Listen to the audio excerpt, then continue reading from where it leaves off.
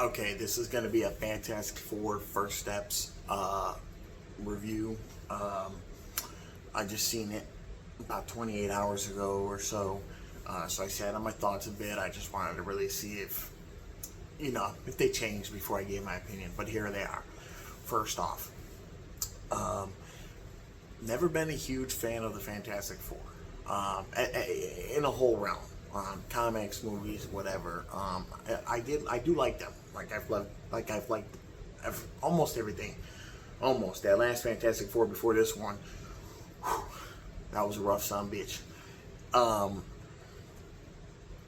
But so I seen the trailer, and again I was just like, eh. One good thing about it was it didn't give me too much, which is a rare thing these days with trailers. I cannot stress this enough. Stop giving the whole goddamn movie and all the punchlines to the movie in the motherfucking trailers. So that was a win. Then the second win came when they didn't do the origins. They did not do origins. Thank you. Thank you, whatever the fuck.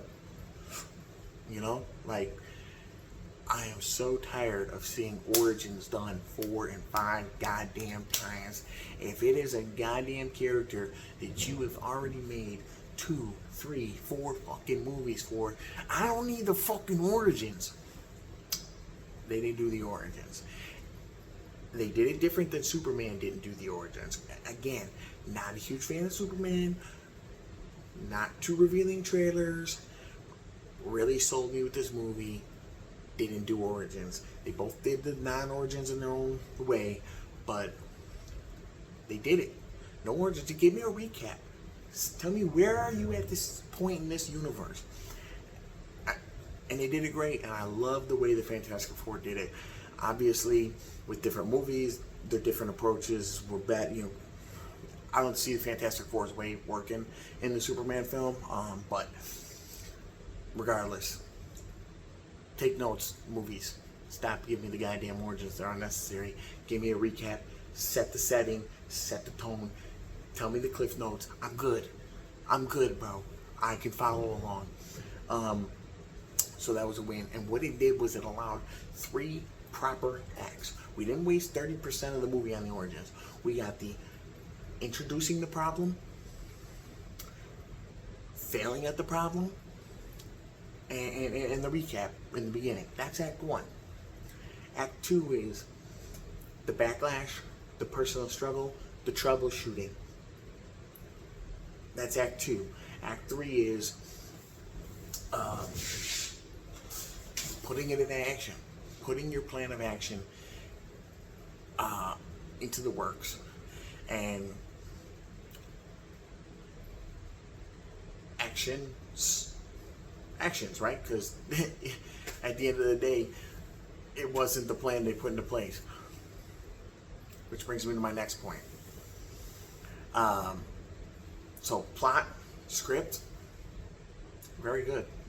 Very good. It moved the ball. And it moved the ball because the major plot point, the ball of the plot, was Franklin Richards. And I don't believe I seen that in the trailers. And if I didn't, that's good, because that's the plot point. It moved the ball because of the Franklin Richards, the baby. And when I first seen it in the movie, I was like, ooh, risky, right? Maybe doing too much too fast? No, not at all. Not at all.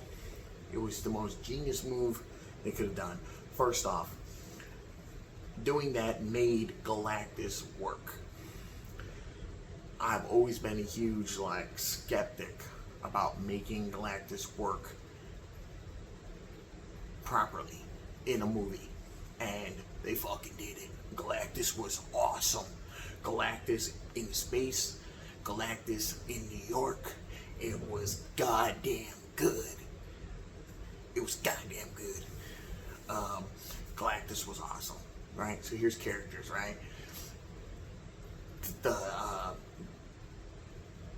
Reed Richards, super good. I mean, they showed his intellect and obsession and advancement so well in this movie. So well. And they did, oh man, they had such great characters, like character building and world building and all these advancements and the setting and the aesthetics and the costumes. Top notch, bro. Top notch. Best costumes and world building I've seen in any MCU movie. Probably. Don't. Yeah, fuck it. I'll say it. It's a good chance that it was the best. Off top, and the treatment of the characters was great. First of all, I know a lot of people were worn out from Pedro Pascal. He's been in way too much recently. A lot of people had fatigue and were like, he did a really good job. He did a really good job. And you know what? Ben Grimm, not having to go, oh, I'm ugly the whole movie because the world's already used to them and accepting them. And, you know, that was the best part. He was able to be, hey, it's a Ben. You know, give him a fucking character. Let him be in the city. Let people love him. Let him be a neighborhood guy. Take care of the kids. You know, be comfortable in his skin. That's the Ben Grimm I want to see. I don't want to see that shit where he's like, oh, I'm so ugly. I'm a rock. Shut the fuck up. That's not Ben Grimm, or at least that's like not the Ben Grimm in a whole. You know, that's like 2 pages of a fucking 5,000 page comic. Like, enough of that in the movies. That's not Ben Grimm. This Ben Grimm was awesome. Comfortable in his skin, had the beard moment, had the courage to, you know, speak to a lady, you know what I'm saying? Throw a little Riz out there, you know, joking with the kids, throwing the car. Great Ben Grimm. Johnny Storm has always been treated like a joke. He's the ladies' man. He's the buffoon. He can't take nothing serious. You know, he's an idiot. You know, he's the comedic punchline.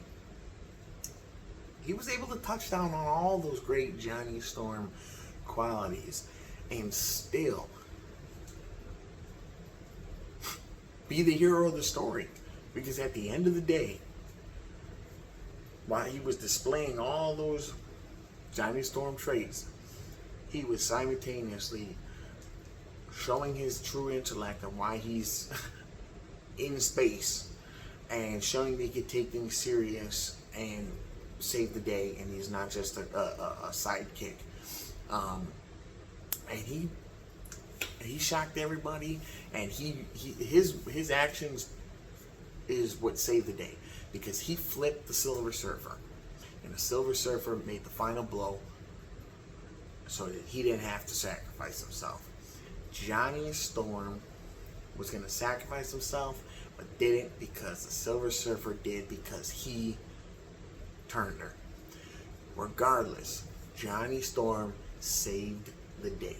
He was the big hero of the movie. That was awesome. Enough. Johnny's a joke. Loved it. Sue Storm, the most she has always been portrayed as, you know, underrepresented. You know, she's just, the sex symbol. Bro, Sue Storm is a top tier threat in the comics. Top fucking tier. And she got to show it from the start, where she revealed the baby, you know, making her belly invisible. That was super cool. All the way to the end, when she got that mom instinct and was able to really fucking manhandle Galactus. Bah! Shut him down. Single-handedly, basically, right? I mean, shut his ass the fuck down. The characters were great. And Franklin Richards having the power reveal at the end to save Sue could have been done any better. So not gonna lie, this movie is pretty fucking good on all aspects. The world building, the costumes, the setup, you know, for the setting, and the character building, the moving the ball with the plots, all the major characters. Silver Surfer was fucking good. Galactus was goddamn good. All those characters have been 100 times better than they've ever been represented in any other fucking Fantastic Four film. Really good. And like I said, I'm not a huge, like I like them, and I've enjoyed the movies, but I'm not a huge Fantastic Four fan, and I was not overly ecstatic about this movie, but goddamn, this movie's good. Top 10 MCU movies. For sure. Dare I say top 5? That might need a closer inspection, but it's possible. Top 10, I could say, is a safe bet. Again, I'd have to inspect it to be sure. As a matter of fact, I think I am going to do a MCU ranking. Yeah, I'm going to do that. I'll let you know soon. But it's possible. It's a really good fucking movie, and it's another upward trend of MCU movies. The last, ever since Deadpool and Wolverine, the MCU movies have been going better and better and better. Actually, Guardians of the Galaxy 3, even though that was way up here, but all those movies that brought it kept going down and down and down, and then boom, Guardians of the Galaxy 3, and then kind of right here with Deadpool, and then better and better and better and better. I don't think they're quite there yet, but man, they're trending good with these last 5 or 6 movies. And that end credit scene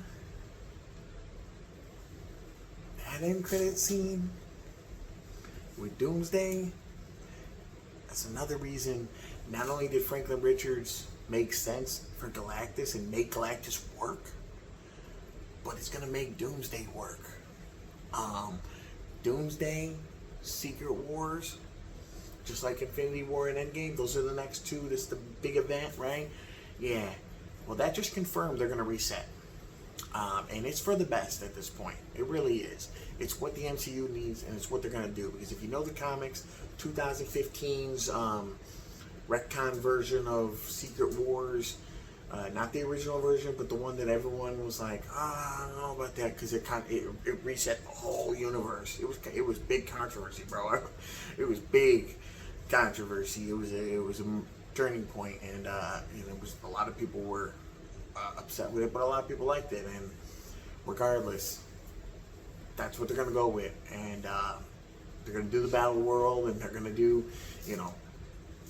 I don't know if they're going to make Franklin Richards do it, or if they're going to keep Reed Richards in that role, but in the comics, Reed Richards reset everything after they defeated Doomsday. Basically, the plot in the comics is that there were too many incursions in the multiverse, which we've seen in the MCU. Wanda, Doctor Strange, Kang, Ant-Man, the Avengers, and Thanos. There are too many incursions in the multiverse, so the multiverse is collapsing, which they kind of talked about a little bit with the Kang thing stuff too. So that was the whole point, is Doom was gonna